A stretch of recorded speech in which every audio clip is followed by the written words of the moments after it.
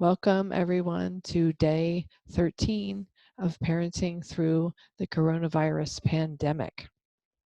I was just saying before I hit record that I definitely can feel that my family is in the grind of this long quarantine, and the president in the United States extended the social distancing guidelines to April 30th, which means we have another full month of living like this.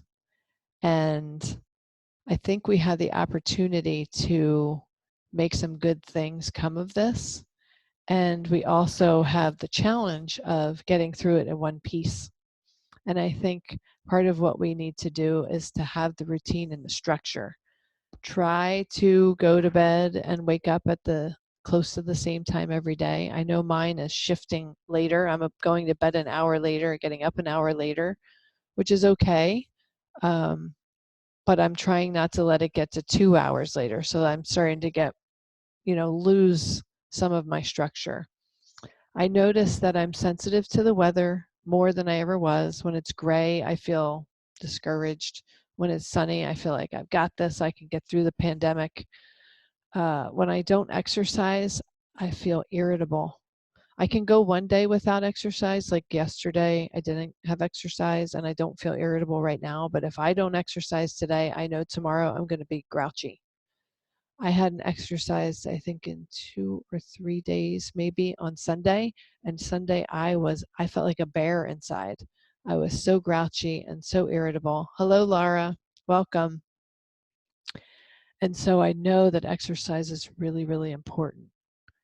But there are so many opportunities that we can take advantage of here in this time. I know for me and my husband, we're looking at everything. We're looking at the things we spend money on, right? I have we've been paying a lawn service. No worries, Laura. Laura says, sorry, so late. Actually, I didn't get on until 4 minutes ago because I had an emergency session with a client, so I was late as well. I noticed, so we pay a lawn service. I felt good about it because it's actually like an more natural, it's called natural lawn. They use, I think, 90% or something organic material for their lawn fertilizer and only 10% or so of chemicals instead of just blanketing your whole yard with chemicals. And then when they treat the weeds, they just literally hand spray them. So I felt good about that, and I've been using them for many, many years. But then I got the bill after they came last week, and I've been thinking, do I really need to pay for that, or can I just do it myself? So we're looking at reevaluating all the things we spend money on, which I'm sure many, many people are doing. We're looking at all the things we do for work. And I would say, I think I'm 99.9% in love with everything I do. There's very little that so far I feel like I want to change on the backside of this pandemic and this home isolation. So I feel pretty good that I'm in a good place with my work. My husband and I were talking about different things with his various endeavors. He's got a few different ones. And so we're looking at all aspects of those endeavors and which ones he wants to keep, which ones he wants to dump, which ones he wants to keep but tweak. So I think there's a beautiful opportunity to reevaluate how we spend our time, who we spend our time with, what we do with our time. We can reevaluate relationships, friendships. We can evaluate the way we care for ourselves. There are so many things. This is a forced opportunity for us to really look at what's happening in the world, what's happening in our lives, what decisions we're making. So I think we have a great opportunity to come out of this pandemic in a much better state and much more intentional about how we live our lives. So that's kind of what's on my mind today. And I would ask you, what kinds of things have you looked at through this pandemic? And have you decided to make any changes as a result of what you've looked at? Or are there any things you feel really good about that you definitely are clear you want to keep? Laura says, interesting the shift you've been speaking about. Bills are piling up. A good way to reevaluate right now. Cleaning out physically, mentally, emotionally. But so busy trying to reevaluate and rebuild work and vocation right now. So great all you're sharing and stating. I agree completely. Yeah, it's kind of interesting. It's very fascinating to be going through this process as a planet, as a species. We're all going through it almost at the same time.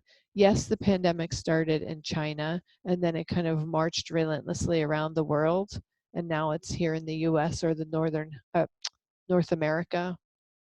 And it's actually everywhere now. But so, our experiences may be staggered by just a few months, but we're kind of all in this global shutdown pandemic thing.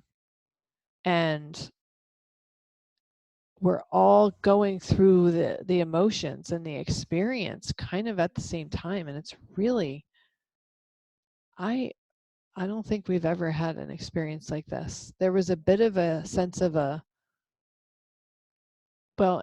9/11 in the US was similar to this in that the country collectively experienced the terror attacks and the shock and the fear and the sense of are we really safe? A sense of a lack of safety and the grief and the worry and all that. There was definitely a shared experience that we went through, but it was only the United States. And now this is the entire world. This cuts across cultures, it cuts across languages, it cuts across gender, age, it cuts across borders, it cuts across everything. So we're all in it together. And so even though it's challenging and difficult and strange and stressful, there's a really beautiful unifying aspect of it if we can harness that. That's kind of what I'm thinking. I wish I had more time to get things done. Feels like I'm not getting as much done as I like or need. Yet at least we are all together on this. It's a blessing for humanity, even through the difficulties. Well, as far as time goes, I am fascinated by time. I always have been. And, the fact that it's kind of like a man-made construct, who decided how much a second is or how much a minute is or an hour or a day or a week or a month or a year? Who decided that? I mean, we can look in the history books and see, we can look up Wikipedia and figure out who decided that. But I mean, really, it's just arbitrary. The sun comes up when it comes up, it goes down when it goes down. It gets cold when it gets cold, it gets warm when it gets warm. The flowers bloom, the trees turn brown, the leaves fall down. I mean, this is not something that humans created. We created some unit of measurement to measure when we think the spring flowers are going to pop up and when we think the leaves are going to turn brown and when we think the sun's going to come up and when we think the sun's going to go down. And we've been able to kind of create units that measure it pretty accurately, but really it's just our unit of measurement. It really has no bearing because the movement of the earth was going on long before we ever got here. So that's a really fascinating thing if you really think about it. But in terms of the time, I sat down on Saturday. I had 3 scheduled meetings on Saturday and for work.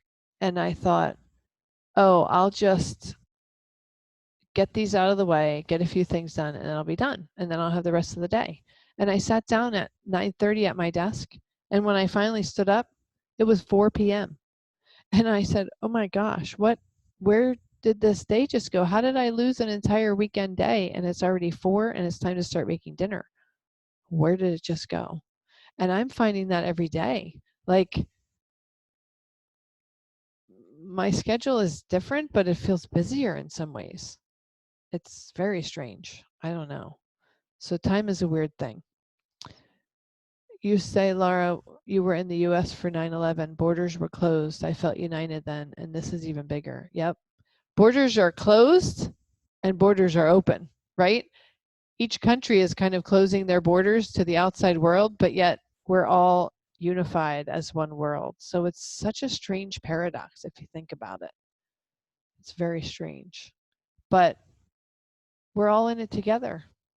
And we all have to figure out a way to help each other, how to help ourselves and help each other.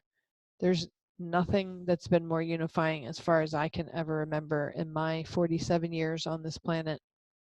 I can't remember anything. And if you think about World War One or World War II that involves so many countries in the world, it wasn't a unifying thing because there were two sides. So there was an enemy, and then there was a commonality of the people fighting the enemy, but there was still great division in that world war. Even though collectively the world was experiencing that war, it was still war. It was still division. This is a war against an invisible enemy, and all humans are united against it. When has that ever happened? Where the entire species of humanity is united against a common goal, against a common enemy, and united towards a common goal, which is getting rid of this virus, defeating the virus, overcoming, triumphing over the virus. I mean, it's never happened as far as I can tell. So it's a really strange thing that we're living in. And I would encourage you to just keep looking for the blessings, keep looking for the opportunities, honor the grief, honor the losses, honor the change and the stress of it all, and then look for how you can make lemonade out of the lemons. And Laurie, say yes, you agree. You try to look at time as divine, follow nature. Nature knows. Nature knows. And where we are is where we need to be. Was thinking of you and your children on different schedules. I was busy all day, but wasn't really with my children. They filled their time, but a bit scattered. Going to focus on balance through productivity. Yes. My daughter said to me this weekend, Mom, you really work hard. And she has said that to me before, but I think she's said it from an intellectual standpoint of just hearing me say this or that, or I'm doing this or that. But she's actually seeing it now because she's here with me every day. Whereas normally in my work days, she's at school. So she's actually seeing how hard I really work. And I can feel that she gets it on a totally different level now. So that's been kind of interesting to have her say that. But I'm trying to put in healthy boundaries where we make sure that we're doing things in the evening once our school and work days have wrapped up, that we're trying to find things either to do as a family or different groups of the family, games or movies or what have you, or some days we do individual things where the kids will play a video game with their friends or by themselves or read a book or watch a TV show, and my husband and I are doing our own thing. So, just a combination of together time and individual time, and just trying to make sure everybody's getting a little bit of what they need. I think that's all we can do right now. Support each other, take care of ourselves, help in the world where we can.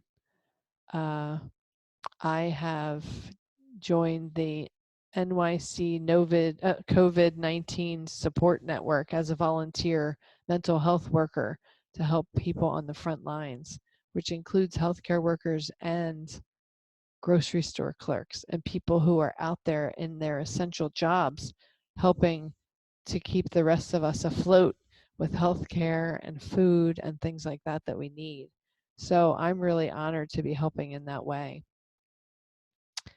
It's a beautiful gift for our families, yes, trying to maintain our evening check-in as a family in the evening and getting to bed at a reasonable time. That's so important.